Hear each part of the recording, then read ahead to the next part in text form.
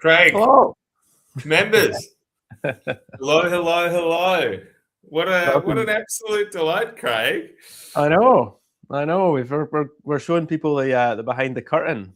Behind the curtain, it's going to be an interesting one because I'm on this side for once. Yeah.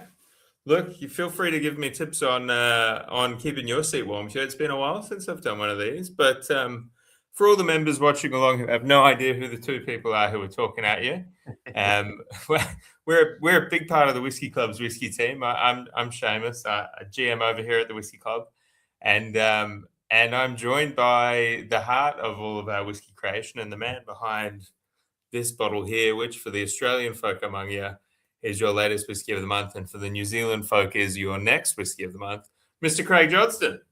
Hey, how's it going? I've been looking forward to this one for a long time, Seamus. For a long time. I think in terms of how this is going to go for folks watching, we're not really sure. I think you're going to throw a bunch of questions at me, but I'm also going to talk and make sure I get all the information I want out there, despite what you throw at me. But yeah, I think just as a starter for 10 before we get into the formalities, this is I think the first whiskey that I pitched to the club as an idea. So to see it out in the wild and to see all of the comments and the thoughts and everything else come back is a huge milestone, and it's been a huge pleasure in the last week or two. I look, absolutely, and maybe this should be a bit of a retrospective because it has been an enormous period since you joined the club. But Craig is absolutely right. I am here to ask hard questions on all of your behalves, members. So please comment them. I'll be watching along in the comments. I'll be throwing them up whenever I can. Hopefully, we'll get Craig to wriggle a little bit because this whiskey is an incredibly special one. But it did come with a lot of caveats on things we can tell you about it and things we can't. And strangely, Craig, I'm gonna take us in a direction that maybe we don't always do in these conversations, which is actually to start with the label. And I'm going to very carefully hold my hand across this label, which was the inception of it. This was the first sample bottle of this liquid that you brought across. Yes. Now, this 20-year-old blend, the first time we've ever had a chance to do a 20-year-old heavily sherried whiskey as a whiskey of the month. What can you tell us about the whiskey? So, I think the origin story of this one. I mean, folk have maybe seen the videos. The origin story is quite a long one. I said in those videos, and it's true. I first tried this whiskey when it was a 12-year-old, and a small parcel that was actually bottled as a 12-year-old and released to the market, but obviously not through the Whisky Club. And I just remember it being a phenomenal blended whiskey. It was originally put together to go up against other famous 12-year-olds in the market, but it never really took off.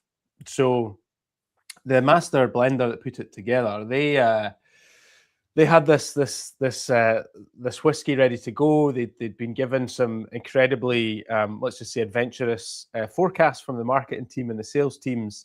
So they blended loads and loads and loads of it, and they did one batch, and then it basically never got bottled again. So it just sat in cask, marrying, and all the whiskies in there were getting to know each other, and the flavor was combining and everything else. And the next product came along, and it was literally forgotten about. And it was when I was master blender at Famous Grouse, I'd heard from an industry colleague at another blending house about this this fabled whiskey that was still sitting in cask and that they had no plans for it and that they didn't know what to do with it. So I got myself a sample. At that point, I would have been 17 years old, and I remember thinking how sherried it was, but also how fruity and how lifted and how just integrated and complex. And as blended whiskies go, it was one of the best examples of an old blended whiskey that I'd ever come across. And I put it in the back of my mind and didn't think about it again. And then obviously joined the Whisky Club and went searching for these casks again and found them, and they're 20 years old. I think the other thing that's really nice about this is over an 8-year marrying period, all those individual casks then got their own little fingerprints. So some were more sherry, some of them were more floral, some of them, had a bit more weight. And I guess part of the process as head of whiskey creation was getting to pick the exact ones that we wanted to put together. So even though the blend was already blended when we bought it, we actually then got to blend the casks again to make sure that we were picking up all that complexity. So it was almost it was a bit of a white whale. It was a really nice one to find and get out there for people to try. Absolutely. And look, I remember when you first kind of brought this whiskey to us, and the conversation we had was, is the liquid amazing? Yeah. And that was about where the conversation stopped. But I've seen over the last month a lot of conversation about a word that you used a few times in your sentence there, and that's the word blend. And I think it's a word that sometimes scares people, but it doesn't have to, right? And it's a deft whiskey that can be a blended dram. Yeah, look, I think blends are, it's almost unfairly tainted these days. And I think if I'm being, if I've got my kind of Scotch advocacy hat on, I would say it's not fair to compare a blend and a single malt. They're two products that are designed to do two very, very different things. So a single malt is all about a distiller and a company and a distillery saying, this is what we do. This is the flavor that we want to put out there. It's our biggest, boldest, brashest example of this place, of these people, and of these whiskey making philosophies. So everyone knows what Lafroig smells like. Everyone knows what Lafroig tastes like. And if you've ever been to Lafroig, it basically smells and tastes like the place it's from. It's big, it's in your face, and you can immediately identify it. Whereas a blended Scotch whiskey was put together for a completely different reason. The first blend, I'm going to take you through a very geeky history journey through this, Seamus, if we have time. But the first blend was legally put together in its current form in 1850 by a guy called Andrew Usher. He's the guy who made so much money from Scotch whiskey, from blending, that he built the Usher Hall in Edinburgh, right? So he was quite good at what he did. But he was the first guy that legally blended grain whiskey and malt whiskies together. And the reason that they did that, and the reason they were chasing that style of spirit, was because single malts at the time were inconsistent. Now, you could make a comment on the sobriety of the workers back then. I'd also make a comment on the way that whiskey was made was obviously a lot less technical and a lot less automated. So it was quite difficult to achieve consistency in a single malt whiskey distillery. They were also blended to chase after the big spirits of the time. That was Irish whiskey, which was triple distilled and unpeated, so very light, very easy to drink. And brandy, same thing, light, easy to drink. Both of those were consistent products. So the greengrocers of the time in Scotland, who were all tea blenders by trade, or most of them were tea blenders by trade, decided that they were going to blend whiskey to make it consistent, to make it light and unpeated, or very, very lightly peated. But they also wanted to make it affordable so that people would start buying it over Irish whiskey and cognac or brandy. So they used grain whiskey as a base, but grain whiskey's, I don't want to say one-dimensional. It's not fair to it. We've tried some very, very good old grain whiskies at the club, but it's a lighter flavor profile. It's a thinner flavor profile. So they were adding those big fingerprints from single malts on top to achieve a consistent but also a unique flavor profile. The beauty of using grain whiskey is all of the big heavy notes tend to lift on the palate. So hopefully people see that fruitiness presents above the tongue instead of on the tongue with this one. But the other, some would say, downside to using grain whiskies, it gives a very short finish. And blenders wanted that because they wanted you to buy another glass. So when I see all the comments of, I've seen loads of comments about this one saying, "Oh, it's very short. It's, you know, I don't like how short the finish is." That unfortunately is by design. Feature, not a bug. It generally followed up with a comment saying it means that my bottle's kind of gone down a bit quicker than the last single malt I bought. Right, job is being done perfectly. So to compare blends and single malts, as I say, I think is a little bit unfair. But when you see this blend and you actually look at the complexity and the particularly the fruit on the nose of that, like that is an aroma and flavor profile that cannot be produced with a single distillery, and it would not have that vibrancy and lift without the grain whiskey as a base. So everything there, as you say, is a feature, not a bug. It is there by design, and I think it's just such a wonderful example of blended Scotch.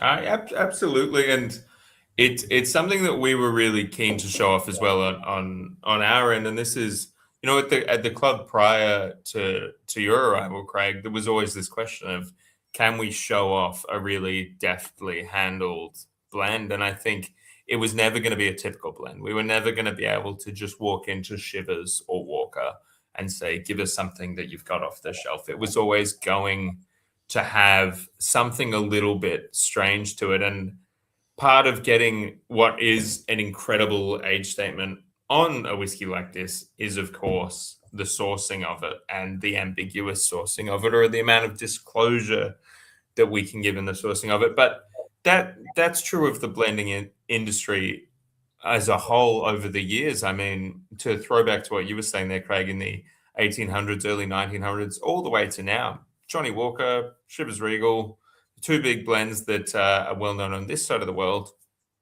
they very rarely can tell you all of their components, right?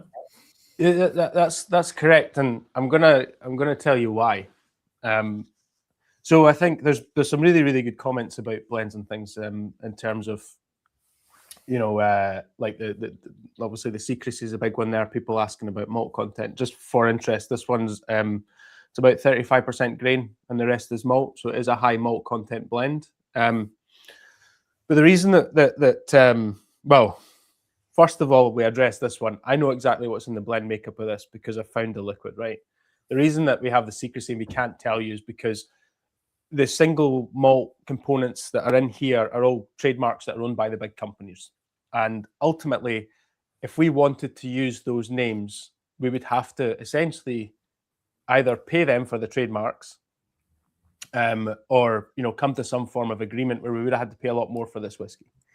So we could tell you what was in it, but we couldn't get it out to you for the price that we managed to. Probably for this particular whiskey, that's the reason for the secrecy in here, Joe. So it's a good question, but that's the reason for it. We use the club's reputation to get hold of the liquid, but we also had to basically sign a deal to say we wouldn't say what was in it. Now, the other side of it, the other reason that blenders don't give the components that are in their blends is because it changes all the time, right? And this is, again, I'll use Famous Grouse as an example, but it's the same at all the other whiskey houses. I had to blend Famous Grouse probably 3, sometimes 4 times a week. And to give you an idea of the scale of the production there, Famous Grouse's smallest vat for holding whiskey was 500,000 litres, right? So it's quite a big blend, quite a big brand. And we were dealing in tankers. We weren't necessarily dealing in casks, but obviously everything came in casks, and every single cask was nosed before it went into any blend with Famous Grouse, whether that was 3 years old, 5 years old, 7 years old, whatever was in there. But the reason that we never gave out the components of Famous Grouse is because every single time I blended it, it was different casks, and a lot of the time it was different distilleries. So as a master blender, what I did with the team there is we took all of the whiskies that we had access to and we essentially put them into 7 different flavor buckets.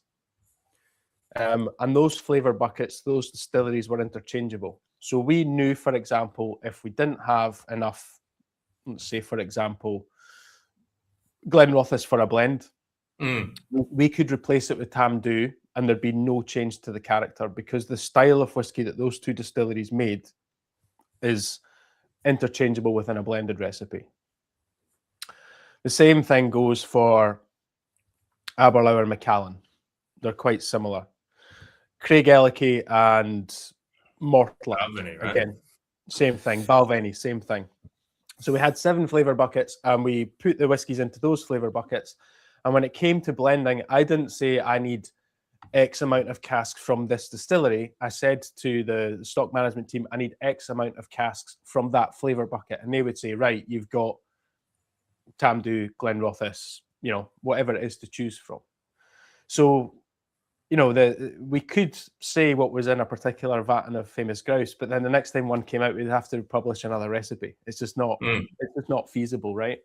But I think that also hopefully gives people, again, a bit of an insight into the different distilleries that have been going around, and when they say they make a specific style, they're generally falling into a bucket, a flavor profile bucket, and that is for the benefit of the blended Scotch industry. Absolutely, and I guess also births a situation where you get very rarely single batch or scarce kind of blends. We're quite fortunate that in the last year we've been able to deliver 2. And as you continue to talk through this, I'll ask you, and Steve's got a great question here, to kind of compare it as its approach into comparison to a much smaller batch that was blended for us from the Scallywag team. Yeah, look, I think this one, the beauty of this one is that the master blender had access to all the different styles of, all 7 or 8 of those styles of single malt to produce whiskey from. And this one being the Scallywag. No, this one being the 20-year-old. Yeah. Right? They could go all over Scotland. If they wanted a grassy component, they weren't necessarily going to find it locally, so they would go somewhere else. If they wanted a meaty component, they could get that from wherever. So with this 20-year-old blend, they literally had access to all of Scotland to put it together, which I think does create that complexity. The Scallywag, on the other hand, the thing I loved about Scallywag is obviously a blended malt, so there's no grain component to it. But what Cara has sort of, well, it's not fair to say that she's hindered herself. She's opened her horizons in that it's not a single malt, so she can go to many different distilleries, but she can only look in Speyside. It's technically a blended Speyside malt, right? So she's gone to all the different Speyside distilleries and brought this together. Now, what Cara Lang has identified from Speyside is that the maltiness of Macallan and the oiliness of Macallan is something that they wanted in there, so they used that as almost as a base. The fruitiness of Glenrothes was a big part of the Speyside identity, so she used that in there as well. And then the just meatiness of Mortlach, and those 3. The challenge with Scallywag was trying to bring all 3 of those things out in that blended malt. And then the meatiness of Mortlach probably in many cases needs a little bit of balancing with sweetness. So we decided to finish that one in Pedro Jimenez, and the results are outstanding. And again, you'll never get a Macallan or a Mortlach or a Glenrothes that tastes like that Scallywag. It needs all 3 of those things to come together to create that exact flavor profile. Of course. So Scallywag was quite cool. Definitely a whiskey that was worth more than you have to charge for it, because it's a blended malt. And again, it's that blended term being a little bit tainted. So we got a really, really good deal again at the Whisky Club. But the quality of that whiskey was phenomenal. Absolutely. And look, I've seen a few questions here. Stephen's a great example of one where asking about the process and why it actually happened the way it did. And I think it's worth just coming back to it and punctuating again. This was a whiskey that was vatted 8-9 years ago now, sat in vat and then went back into cask, and at that point there was another evolution. And then when you brought this initial cask to us, this is a singular cask sample from a singular butt, which gave us a great idea of what the whiskey generally tasted like. But then having someone who's former master blender in Scotland working for the club meant that we could make sure that the whiskey was better than the indicative sample we got by Craig going around and really picking the eyes out of the casks. And I mean, I think partially because you don't want to just get on a stream and blow your own trumpet, but I think there's a really nice opportunity here, Craig, for us to talk about what you actually do in Scotland with the club a lot. And for everyone who's watching along, whether you're in New Zealand or Australia and you're thinking, why are there all of these people working on my whiskey? Isn't there just someone that gets sent a sample and says yes to it? Sometimes there is, but in large part, we align on an indicative that's something like this, that's an incredible liquid, and we all go, that's fantastic. But that's usually a drawing of 1 cask or 10 casks, a small parcel to give us a flavor. It's then, and Craig's an integral part of that, but then it's solely Craig's responsibility to take that and work with that whiskey maker to scale that idea up. And in general, we're doing that with a distillery. I mean, this is a Loch Lomond Distilling Company sample. I'm hiding all the juicy details, but it's a Loch Lomond Distilling. A great example. We'll sit down and we'll work with Michael and we'll work on that scaled up. This is an example where it was 100% you. You were the only whiskey maker involved. Can you walk us through that journey of taking the indicative sample and then improving it with the scale up?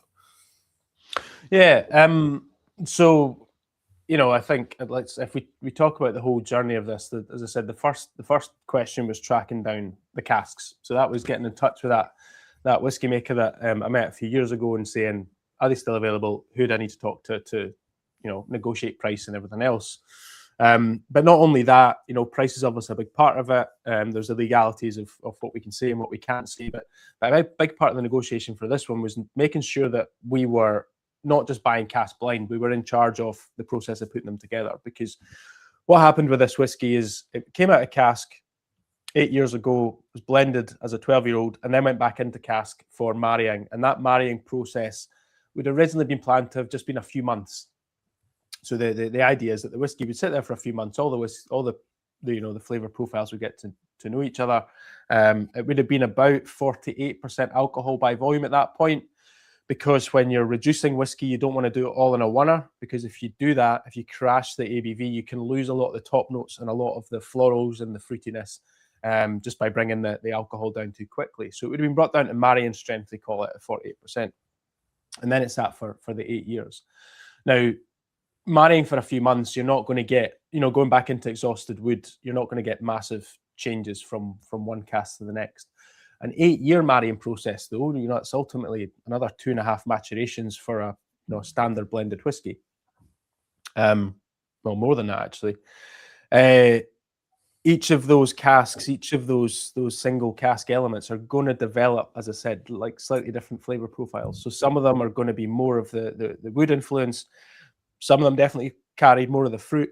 One or two of them had this like really cool kind of rose petal floral thing, which it wasn't all of them, but I didn't want to lose that completely. So knowing that there was this, spectrum of flavors within the casks, we wanted to make sure that we had the full control over that. So what we did is we pulled, in terms of the volume that we wanted, we pulled obviously that volume plus a buffer of about 20%. And we nosed every one of those casks, first of all, to make sure none of them were off. And then second of all, to see what we were playing with in terms of those different components and trying to bring them all together. And then we decided exactly which casks that we wanted to blend, into that. So that process gave us a bench blend, ultimately, essentially just like the indicatives that we get sent all the time. We got a shining star. That's what this whiskey needed to deliver. It came out of those casks at 44.4% alcohol. So I saw a question there about whether this is cask strength. It was watered down before I went into the marrying casks, but 44.4% was the natural strength we got it at. It hasn't been chill filtered. That would have happened before bottling. So it is a natural 44.4%. All the fatty acids and oil and everything else are still in there. But an 8-year marrying period means that cloudiness isn't a massive issue. Some of the members might see in some of them it looks almost like a little bit of sediment, a little bit of flock from the end of the run. If you just basically swirl that whiskey, it'll go back into solution. It's not a bad thing. It's just naturally there. We didn't filter this whiskey, really at all. So yeah, we created a bench blend. That was our guiding light. I then took that to the to the bottling line. At the bottling hall, we'd already nosed all the vats that we were going to use. We'd sampled the water to make sure that it was clean and that there was no odor in it.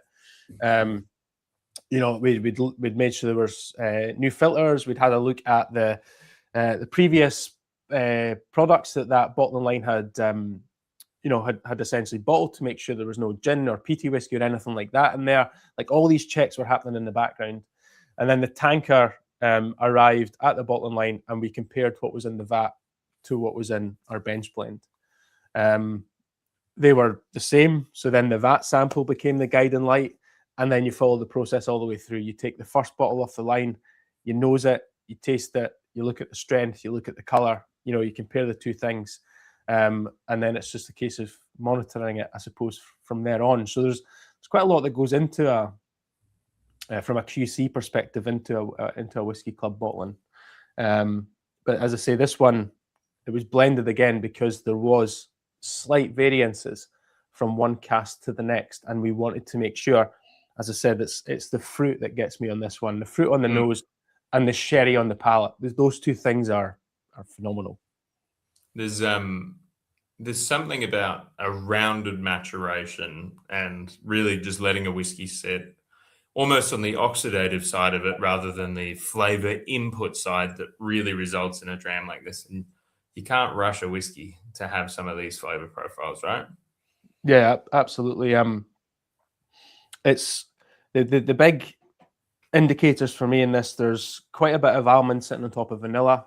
That only happens after 15, 16, 17 years maturation.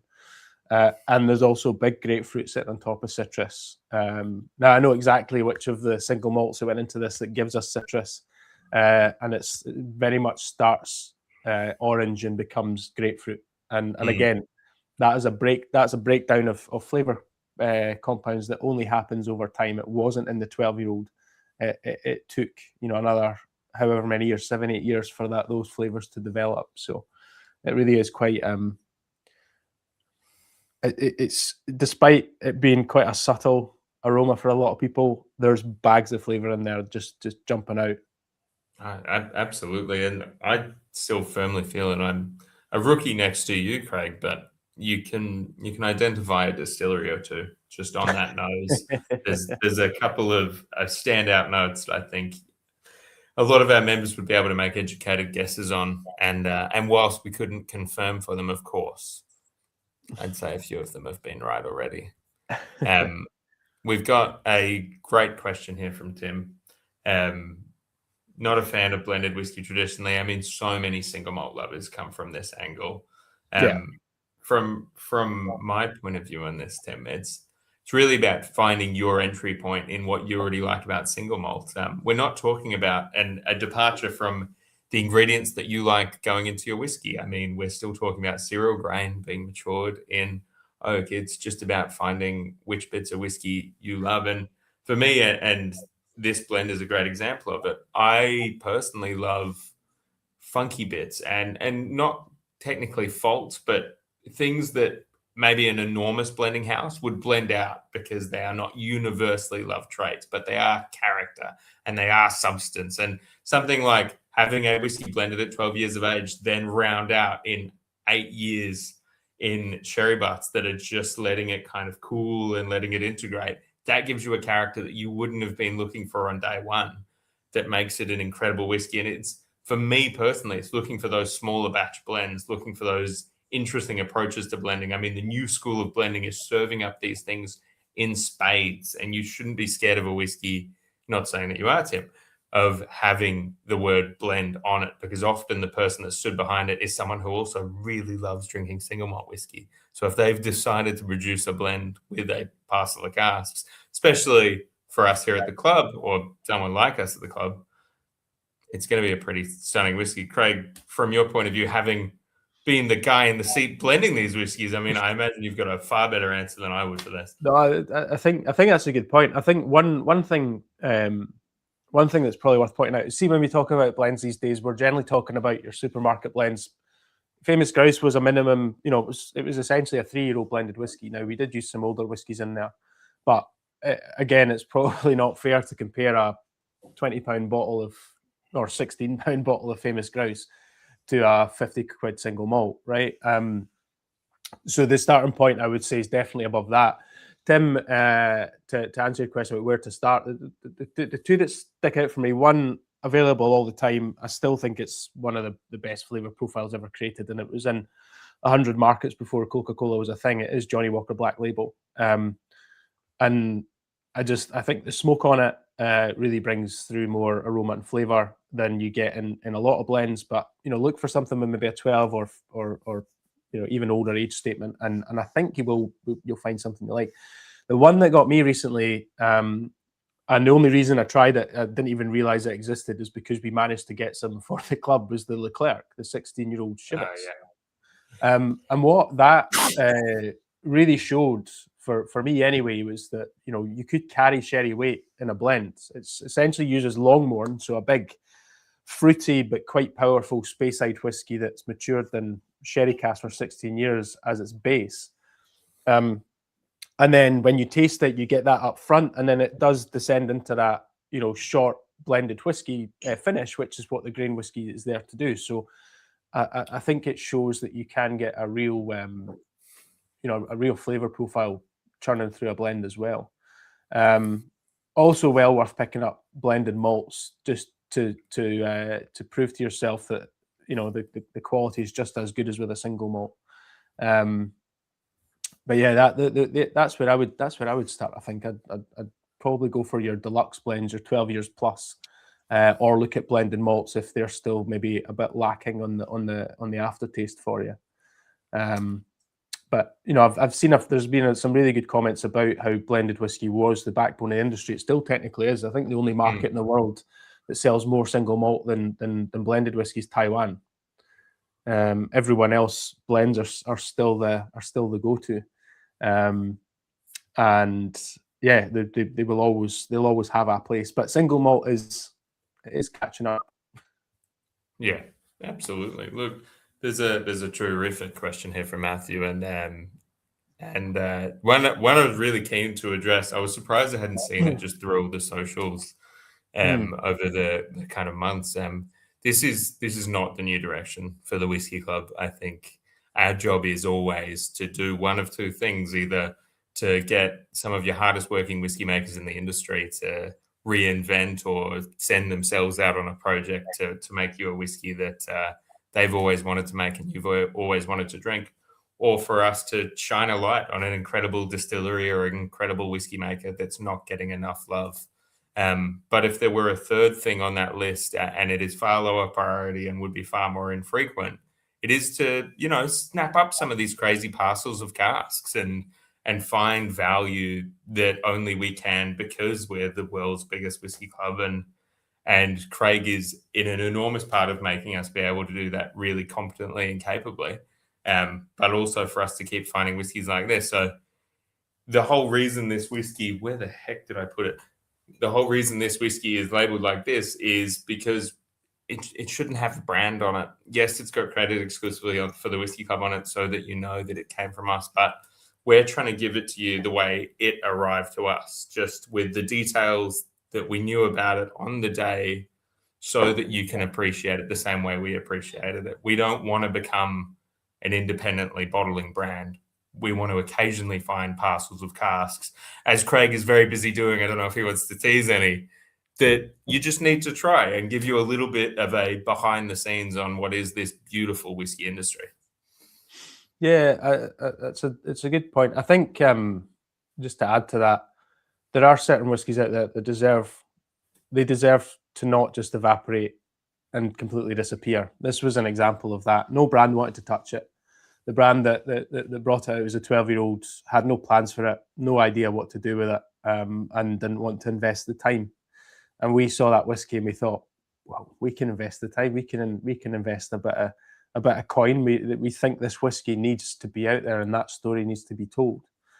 But to your point, I can't be doing that all the time. There's only one of me. But also, the joy of the club, as you say, Seamus, is almost given. That freedom I had to go and find this is the freedom that we want to give Bill Lumsden and Rachel Barry and I was about to say someone who we haven't put a whiskey out for yet, but that guy as well. We want to give them the freedom and take the shackles off to release whiskies that they maybe haven't thought about before. There was a really good question that came up on the socials, or a comment that we got about the created exclusively for badge on it. People were saying, well, you're just buying whiskey and putting your stamp on it. It absolutely isn't that at all. That stamp is proof that we've basically been involved in the process of bringing that whiskey to the members, and it is also proof that whiskey will never be available anywhere else in that form. This 20-year-old blend, like there were still a few casks left. I didn't pull everything that they had available, but that whiskey will never be bottled in this exact, blend and marriage ever again. It doesn't exist anymore like this because we hand selected the casks. Tom's asked a good question there about preserving the vibrancy. That is 100% why we blended those casks together, to try and preserve that vibrancy. Because if we just said to the bulk spirits seller, give us X volume, X percent alcohol, they would have just picked the easiest accessible casks. That's not what we're here to do. We're here to create the best possible whiskey. So, I mean, I may or may not have a few samples over there, Seamus, for a follow-up project that you don't really know much about yet. But there might be some other whiskey stories that we want to tell that no one else is touching just now. But it's not going to be the new direction. It's going to be a sprinkling every time we get the opportunity.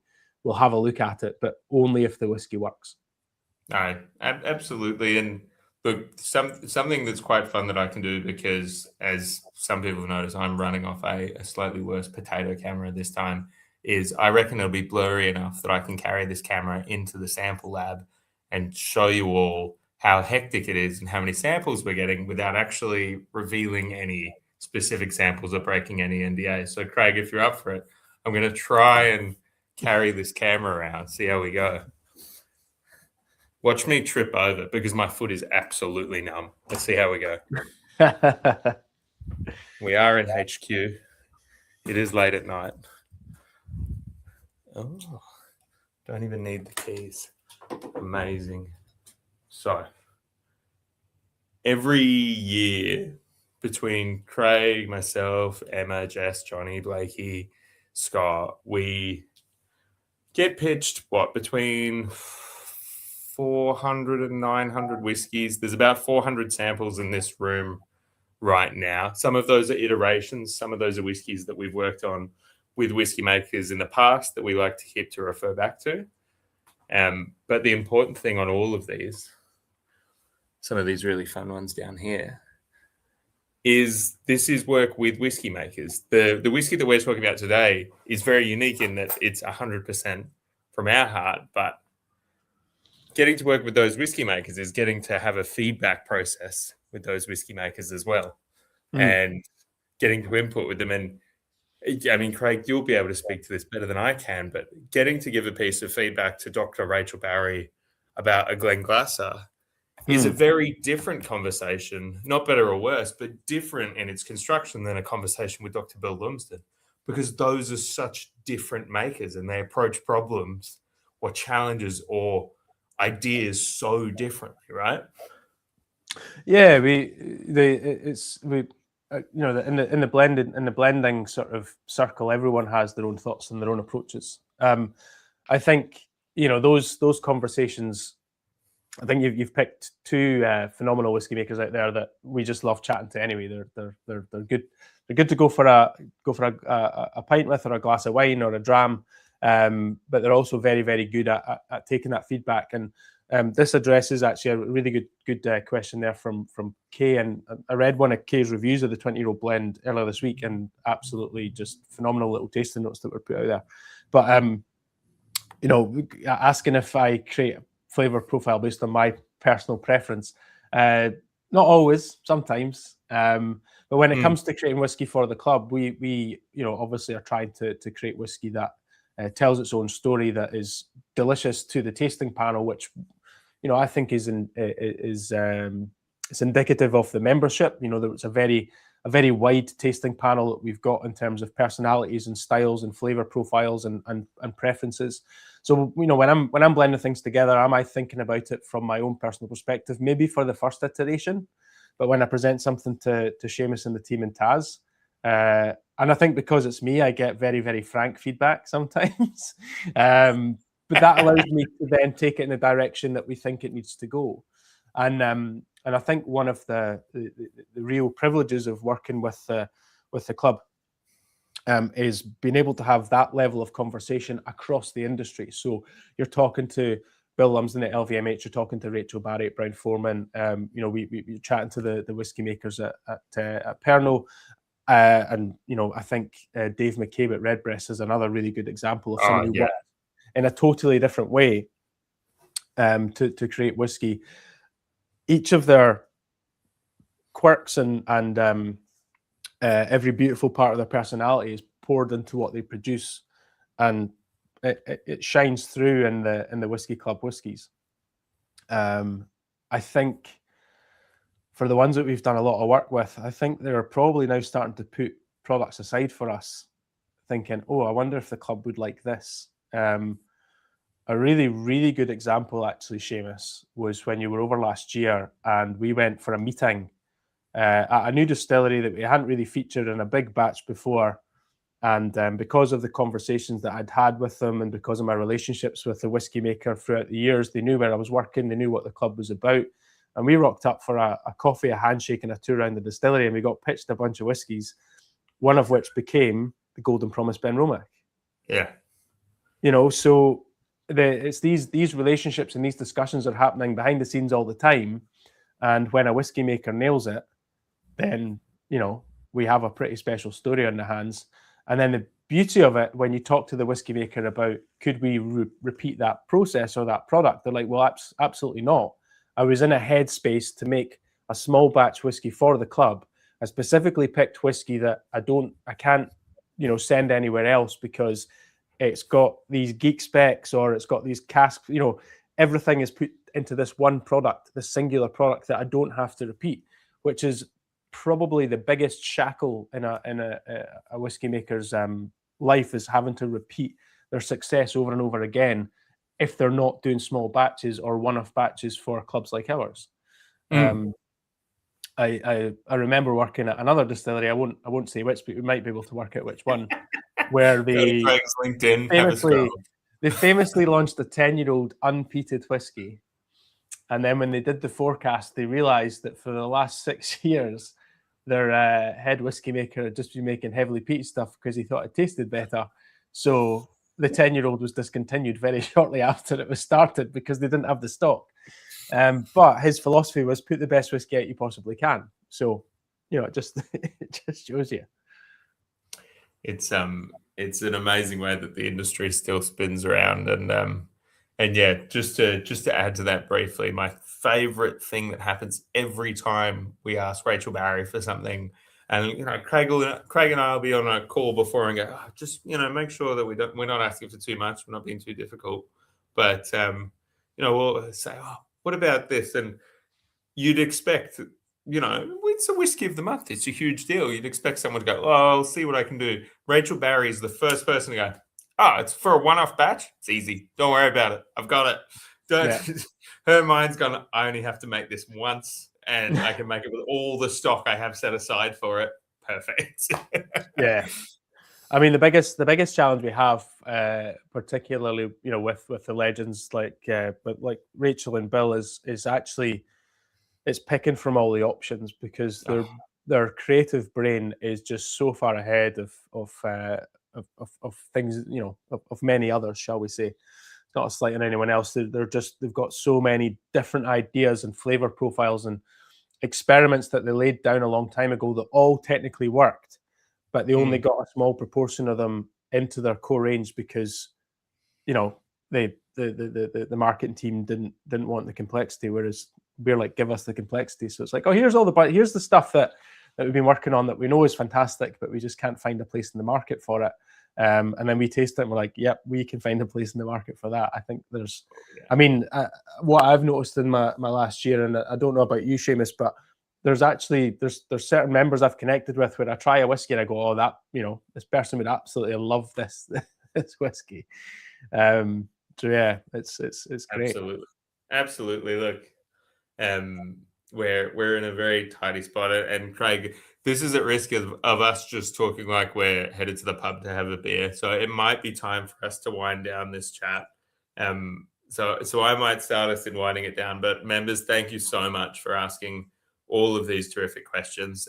There's been so many that Craig and I haven't had a chance to get to. We'll hop in the comments, and the MX team behind the scenes, Gail behind there as well. We'll hop in the comments as well and answer as many as we can. But thank you so much for hopping on tonight. And Craig, I mean, I hope you join me in raising a glass of this stunning liquid to all the members in Australia who just got it, and in New Zealand, raising a glass to those who are just about to. Yeah, Slanjavar, everyone. It's as I say, always a pleasure, and can't wait to can't wait to let you know what I'm working on for the rest of the day. Never mind the rest of the year. Cheers, everyone. Cheers, everyone.